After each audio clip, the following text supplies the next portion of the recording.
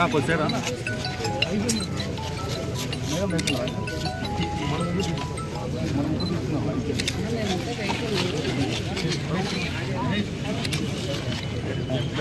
మంజు మంజు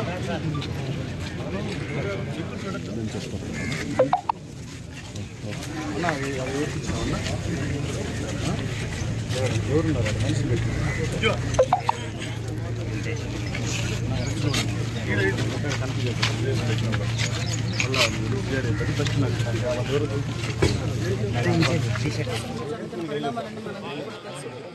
ఈరోజు మన భారతదేశంలో ఉన్న భారతీయ పౌరులందరి తాలూకా ఆత్మవిశ్వాసాన్ని నిలబెట్టే విధంగా నరేంద్ర మోడీ గారు తీసుకున్న చర్యలు ఎంతో మంది యాత్రికులు చంపేస్తే అతి దారుణంగా చంపేస్తాయి. అది కూడా మొత్తం అడిగి భార్యల ముందు భర్తల్ని, పిల్లల ముందు తండ్రుల్ని ఎంత కిరాతకంగా చంపారో మనందరికీ తెలుసు. ఈరోజు మన విశ్వాసంలో భాగంగా అదేవిధంగా మన స్థైర్యాన్ని దెబ్బతీసే విధంగా పాకిస్తాన్ చేసిన ఉగ్రవాదులు చేసిన విషయాన్ని ఖండించే విధంగా ఈరోజు తీసుకున్న నిర్ణయాల్లో ఈరోజు మన జవాన్, మన ఆంధ్రప్రదేశ్కి సంబంధించిన తెలుగువాడు మురళీ నాయక్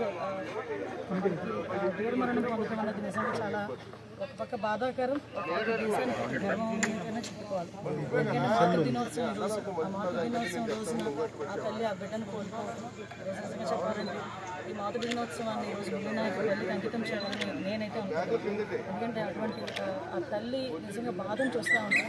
ఒకగానొక 23 సంవత్సరాలు పిల్లలు ఇంకెవరూ లేరు. తల్లి కష్టపడి కూలి పని చేసుకొని పెంచింది ఆ కొడుకుని. అటువంటి కొడుకు కూడా నేను ఈరోజు దేశ రక్షణకి వెళ్తాను అంటే ఏ తల్లి చేయని త్యాగం, ఏ తల్లిదండ్రులు చేయని త్యాగం మీ తల్లిదండ్రులు చేశారు.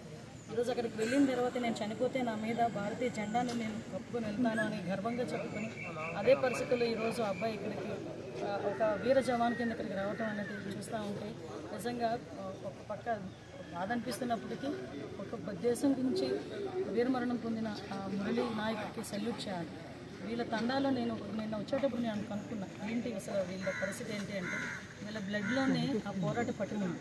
ఫస్ట్ నుంచి కూడా వీళ్ళందరూ కూడా ఎక్కడైనా పోరాటం చేసేదానికి అదేవిధంగా ఒక రక్షణకి నిలబడే ఈ తాండాలో ఉన్న వాళ్ళందరికీ కూడా ఒకసారి మనందరం కూడా జై హింద్ చెప్పాలి.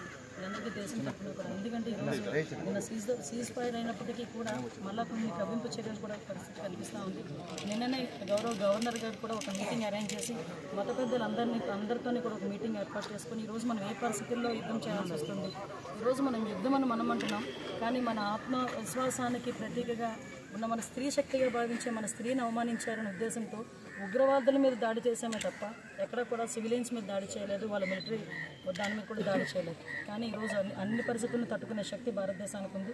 అదేవిధంగా రాష్ట్రాలన్నీ కూడా ఎటువంటి సిచ్యువేషన్స్ ఉన్నా కూడా ఎదుర్కొనే విధంగా పోలీస్ వ్యవస్థ కూడా బలోపేతం చేసడం జరిగింది, మాక్ డ్రిల్స్ చేయడం జరిగింది. అన్ని చోట్ల కూడా అప్రమత్తంగా ఉంటుంది. మేడం, ఆ కుటుంబం కోరుతున్నది ఒకటే, రాష్ట్ర ప్రభుత్వం కానీ కేంద్ర ప్రభుత్వం కానీ మా కొడుకు విగ్రహాన్ని ఏర్పాటు చేస్తే మాకు గర్వంగా ఉంటుంది.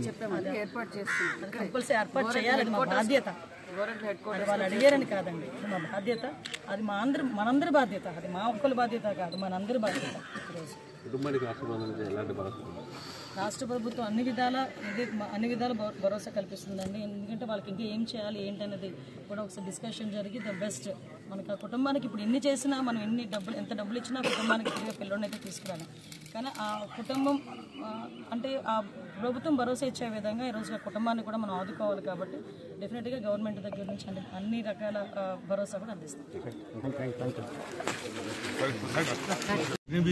మురళీ నాయక్కి నా సంతాపాన్ని ప్రకటిస్తున్నాను. వాళ్ళ కుటుంబ సభ్యులకు నా ప్రగాఢ సానుభూతి తెలియజేస్తున్నాను. ముఖ్యంగా ఈరోజు మా యువ నాయకులు నారా లోకేష్ గారు, అలాగే ఉప ముఖ్యమంత్రి పవన్ కళ్యాణ్ గారు రాబోతున్నారు ఇక్కడికి.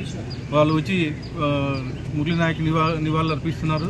అలాగే మా రాష్ట్ర ప్రభుత్వం తరఫున ఏవైతే బెనిఫిట్స్ అయితే రావాలో అవన్నీ వచ్చేదానికి చూస్తామని చెప్పి తెలియజేస్తాం.